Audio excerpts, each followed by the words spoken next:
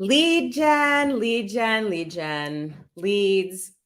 Where do they come from? How do we find them? How do we cross paths with our ideal client?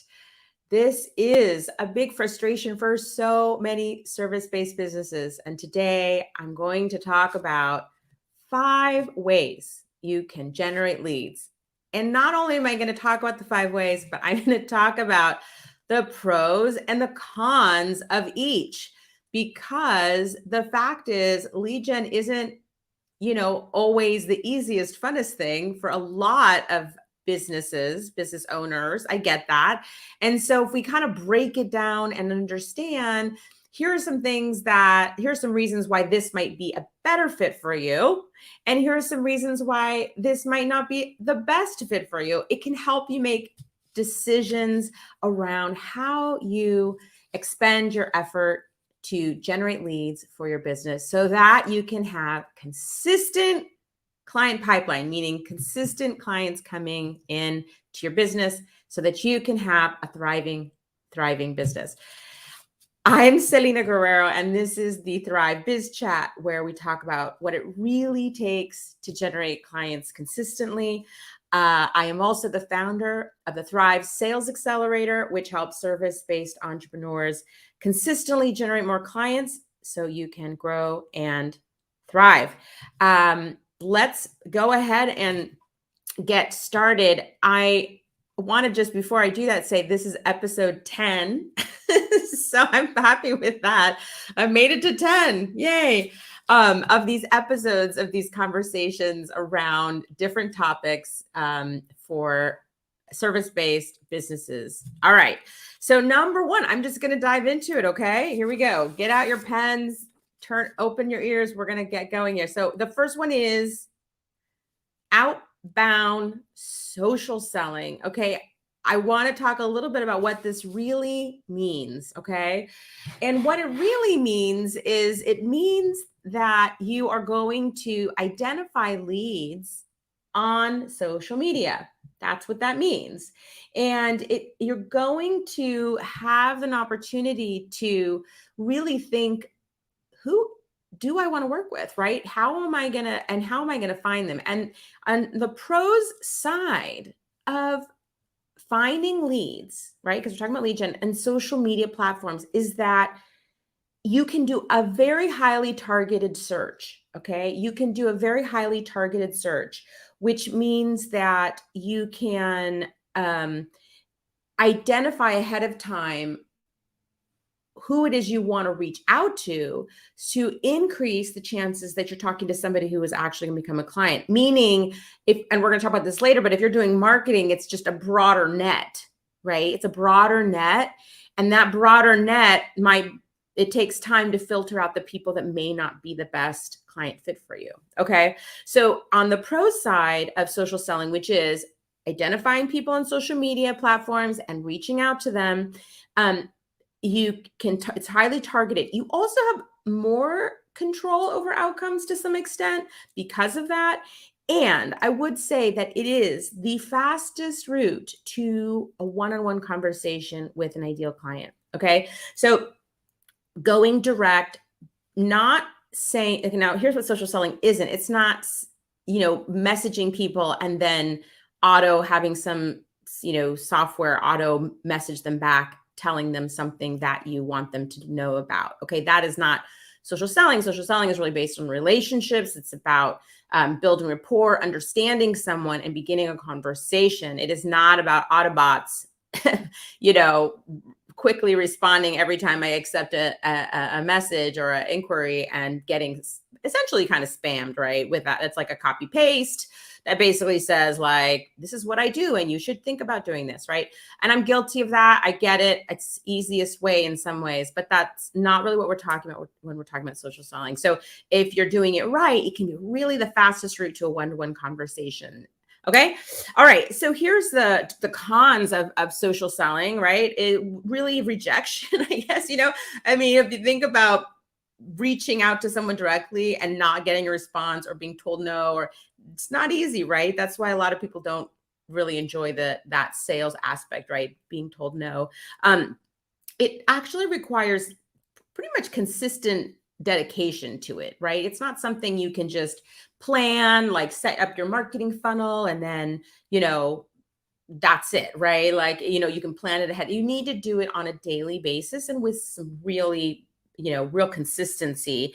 And that might be difficult for some of you, right? It might just that may not work within your schedule. And time is sort of a con around this in terms of just the investment. You may be so busy running the business that you might want to sort of hire out some of the sales pipeline work, the business development side of your business.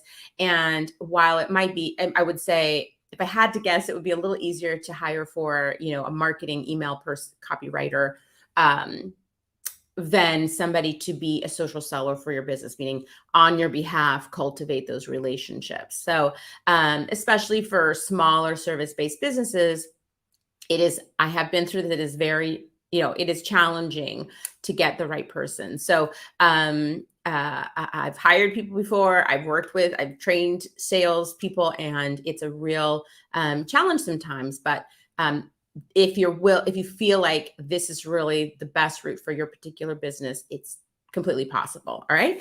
Okay. So that's number one. Okay. So you want to think to yourself like, the pros are like, it's really targeted. I can get the one-on-one conversation going quickly.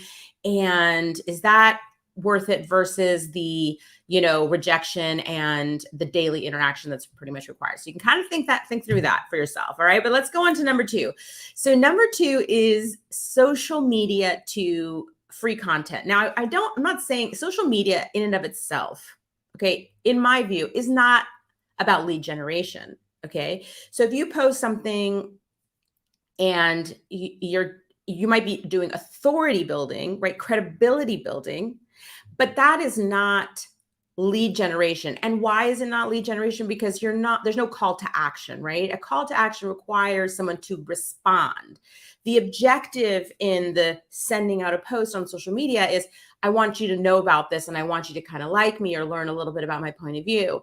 But if you don't actually, at the end of that social media piece, say, hey, well, if you want to learn more, you could download, as I say here, either a freebie, a webinar, a quiz, a checklist, whatever that looks like, an on-demand training, a masterclass. It can be live, it can be on demand, whatever. But social media with a call to action to that free media is lead generation. Social media by itself is not. Okay.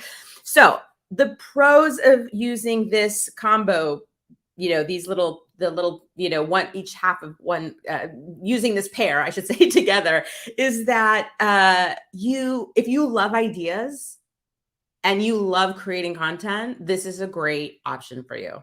Okay. This is definitely a great option for you. You also, the second pro would be that you can schedule ahead of time.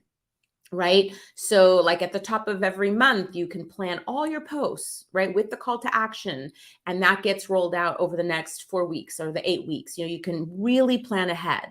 So if you absolutely love ideas and creating graphics or content and love sharing that, and you especially love to plan ahead, this can be a really good choice for you in terms of generating leads for your business. Okay.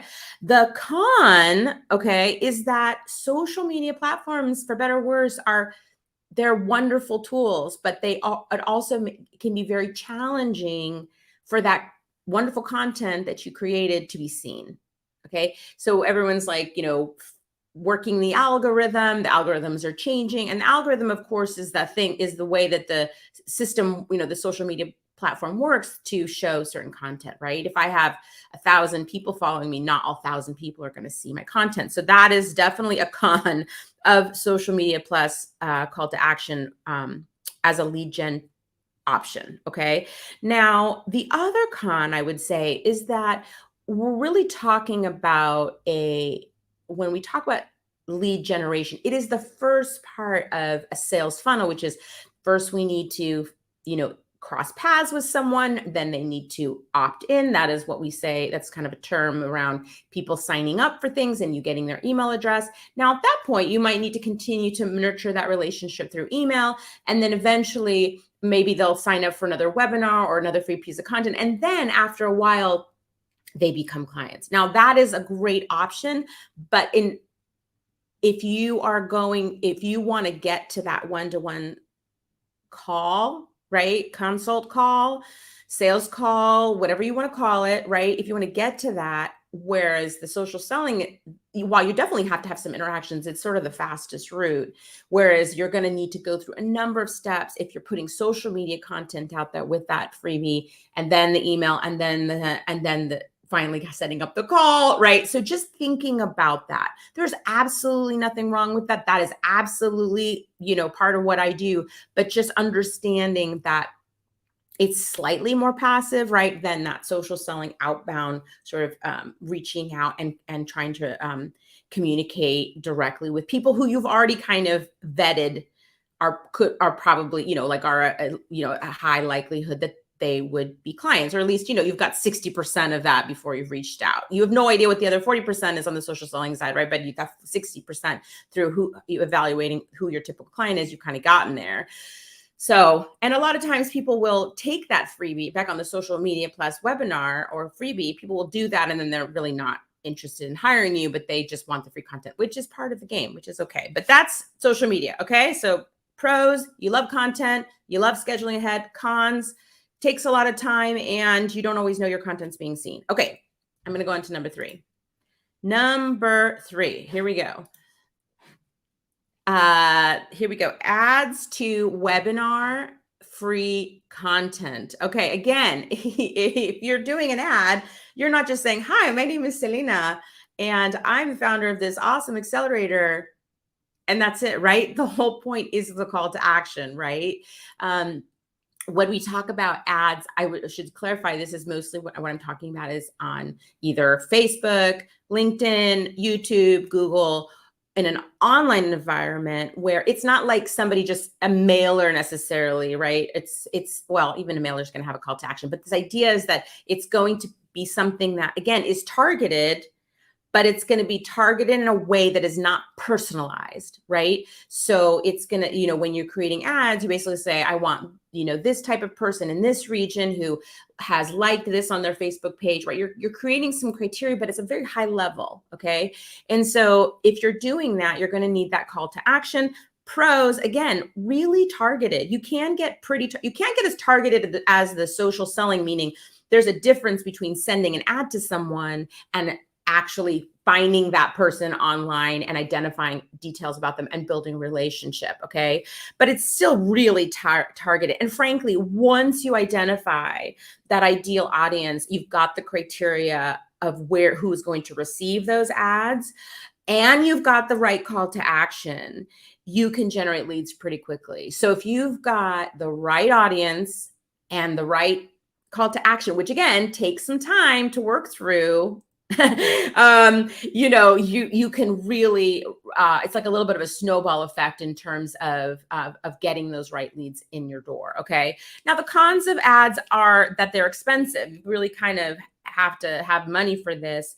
And frankly, it's kind of like a cold outreach, right? People don't really know you personally. And so, there's a little less upfront credibility, right? Because they might ignore you after the download. They're not invested in you yet, right? So it's a little bit of a different dynamic. So ads, that's number 3.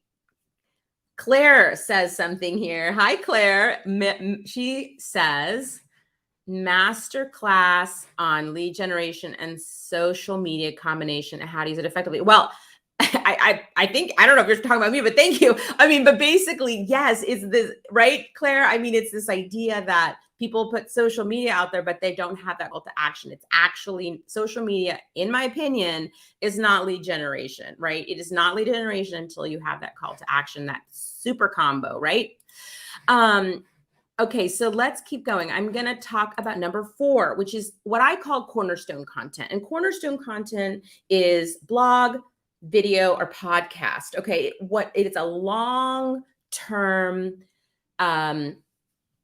episodic content. Okay, so like I'm doing this Thrive Biz Chat every Wednesday at 9 a.m. Pacific. That is episodic. It's cornerstone content. It's something that I do in my business. It's something that I will do for a very, very long time in my business and will serve as a cornerstone of establishing authority and credibility and so on. But it can also be a force for lead generation. Okay. Why? Because I've told you who I am. And at the end of this, I'm going to tell you something that you can download. So I'm going to offer you something, right? I'm going to give you something that you could download for free that will serve you, that will help you. And once you do that, we begin to build that relationship. Okay. Now, again, I would say the difference between, so if you're having social media, some of the social media that you might be sending out might be a blog or a video or a podcast. So it's not only is it, so the pros of it, right, are that you're going to be establishing long-term credibility. You are going to have content for your social media. You are going to increase your SEO. And over time, it's going to be like a snowball effect, and you are going to be recognized, and your reach is going to increase tremendously over time. Okay. So those are the pros. The cons of it, right, from a lead generation perspective, is that you really need to make sure this is a long-term commitment to the lifetime of your business. Okay. So while it's maybe shorter term to do, social selling or to do the social media posts, those activities live at the moment you do it, right? It's like I'm sending someone a message on LinkedIn, or I'm sending a message on Facebook to a potential prospect, right? It only lives in that moment, really. If I send a social media post, it's in the feed and then it's basically gone. It's not searchable. Neither of those are searchable, okay? But if I have a podcast or a video on YouTube, or, even a long-term email or blog, those, or I should say blog, those things will live forever on the internet, right? They will always be there. They are searchable. They have a longer life, shelf life, right?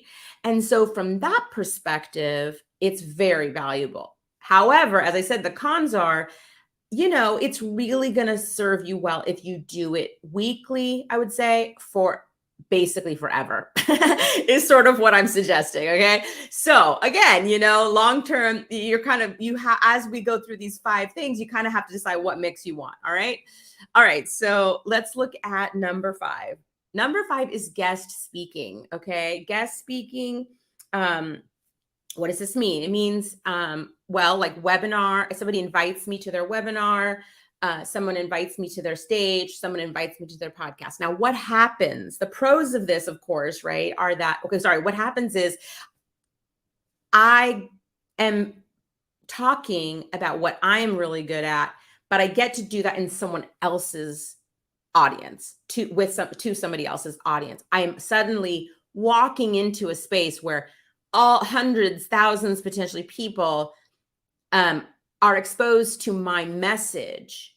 Okay. And that's huge. So certainly the pros of this, especially if you have like 1 to 3 topics that you do over and over again, you don't have to recreate the wheel every time you get a speaking gig, right? What are the 1 to 3 top topics you talk about?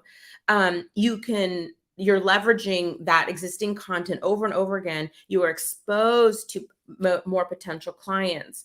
And most of the time, you want to do the marketing too, right? Because you want to make sure that everybody's seeing that other people think you're important enough to be seen on other podcasts or webinars, right?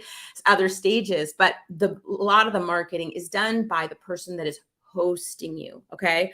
All right. So the cons of guest, I should say, as a lead gen tool, guest speaking is, of course, at the end, usually you get to invite people to buy your book, or to download a freebie, or to, take a quiz, or, I've seen there's so many different, usually when you're speaking on another person's webinar or stage or podcast, you have an opportunity to, again, get that freebie webinar, something in there. even just going to your website and learning more about you, right? I just want to be clear. This is a big problem people have is they go on stages or they do the social media and they don't have a way to continue the relationship. Okay. So super important. All right. Now the cons of guest speaking is you will need to most likely invest some time and some money into finding those opportunities. And especially at the beginning, you're not necessarily well known enough. And so people are like not necessarily coming to you.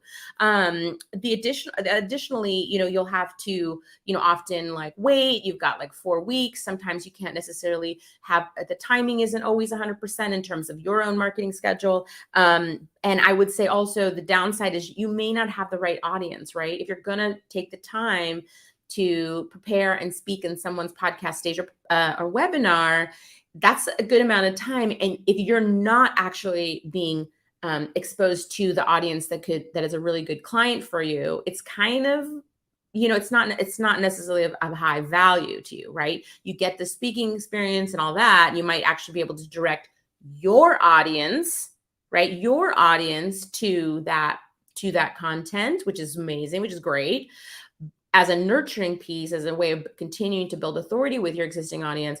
But if that audience doesn't necessarily have any interest in what you offer, it may not, it's sort of the downside of that. So it's really, the con really is like, if you don't have the right audience, it's not going to necessarily work for you. So I want to recap. And the way that I want to recap is I want to recap by talking about sort of what I call the secret sauce of each of these opportunities to generate leads. Okay. All right. So number 1, outbound social selling. The special sauce, the key ingredient to your success is really human relationships. It's about building relationships. It's about human-human interaction. Okay. So if that is a particular strength of yours, this is a great way to invest your time in generating leads. For social media, okay, with that call to action, of course, your key ingredient for success is content, is ideas and content. If you like creating online graphics and posts and all of those things, if you just it's so natural to you, it feels so good. This might be a great way for you to leverage and generate leads for your business. Okay.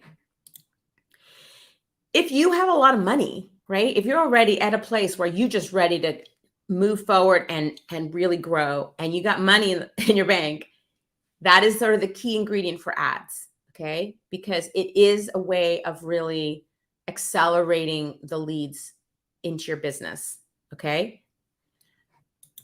For cornerstone content, okay, the secret sauce, the key ingredient for success is time, meaning time to do it over the longer term. Okay. And it might take you more time to do a webinar or to do a podcast every week or a video every week or write a really significant blog every week. It might take time, but it's also time in terms of longevity. Okay. And how long you continue to do that. So if you're really invested in your business and you really want to leverage that, really want to make an investment over the longer term, this is a great opportunity for you to generate leads in your business.